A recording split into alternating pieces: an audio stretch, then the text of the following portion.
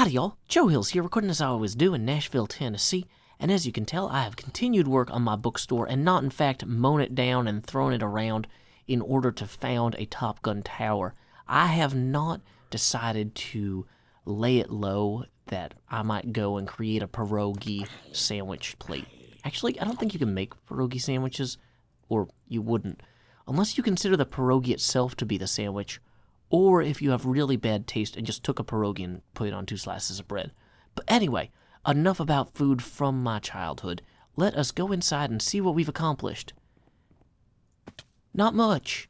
I've got some books down here on the lower floor that kind of give the impression when people walk down the path that, there's more books down here. But I realized that I was so focused on delivering you, the viewers, the absolute best tip-top, top-shelf experience that I had neglected to actually bring any yellow clay.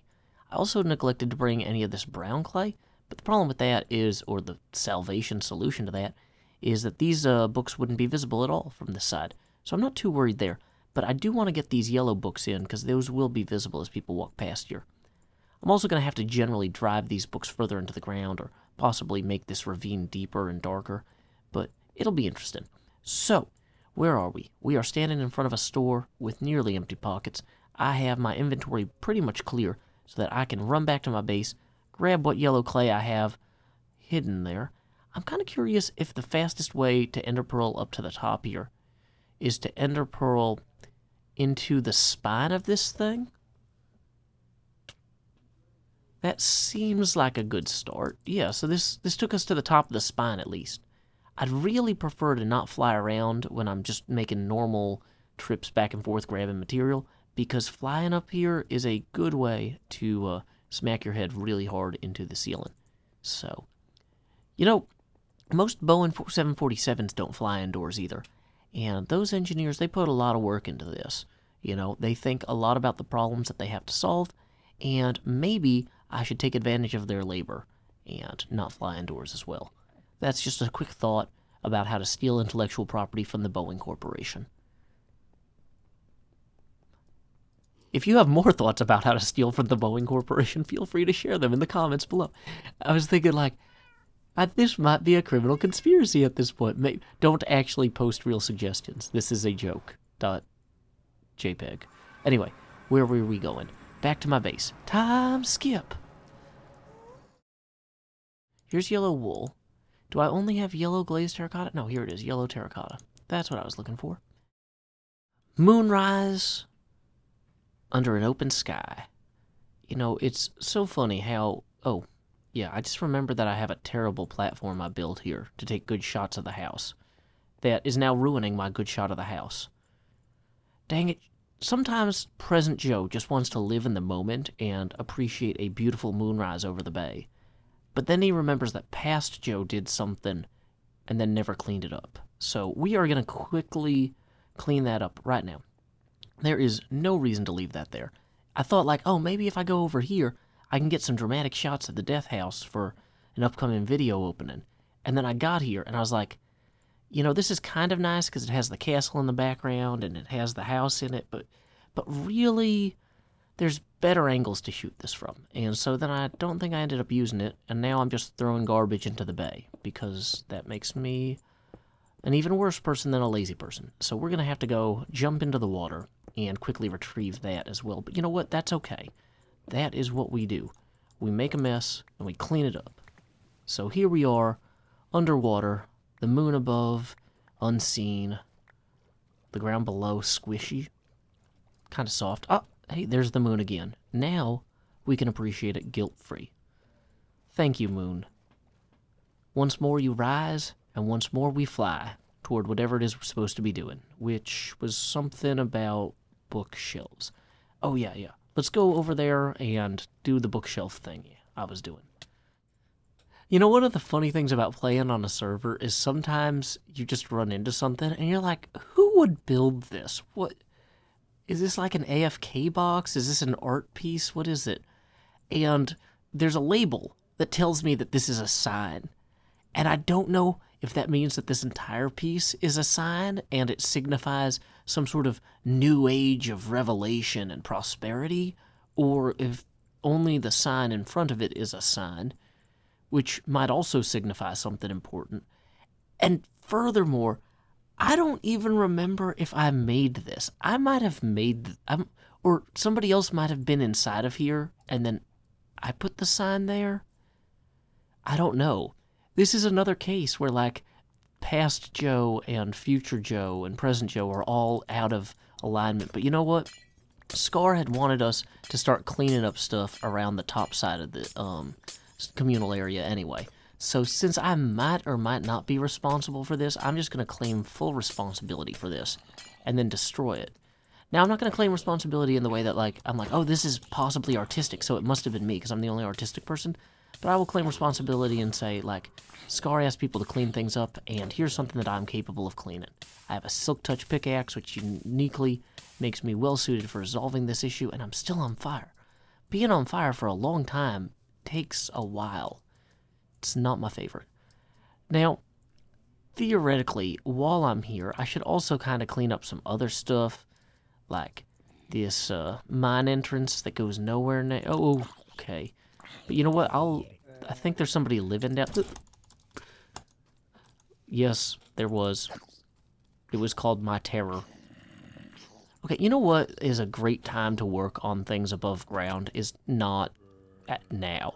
So I'm sure there's a lesson here for somebody to learn, and hopefully it will not be me later, but hopefully... Oh, goodness. That could have gone badly. So, yes, I'm still terrified by how close that was, because my base is a good walk away from here. Dang it, zombies are still chasing me. But that's okay, because we've got the yellow clay that we need to actually go ahead and get these books in place. So, why don't we do that? So we've got kind of two colors of yellow here. We've got light yellow wool, and we've got yellow terracotta. But you know what? I'm going to color some additional yellow wool real quick, just so we can do this contiguously. Okay, so this is too deep here. So we're going to go ahead and drop in our labels from the front of the book, and then we can go ahead and drop in this as well, which will go up to here, I guess, actually. And then we'll just have these kind of come back a little ways. So from above, this will look fairly impressive. Hey, it worked. Yay. I do definitely need to deal with this stuff under the glass, though, because that's just going to look hideous no matter what. Detail work away. Now that we've added those blocks there, and we have an increased kind of depth to this, the whole thing feels a little better, although I'm realizing maybe that block needs to go even further back on this side. I mean, how deep should a book that is? If we're thinking about this book as being comparable to like a 12 by 14 book, it should be almost as deep as it is tall, and it's 6 tall. So maybe it's not inappropriate for it to be a little bit further back depth-wise as well.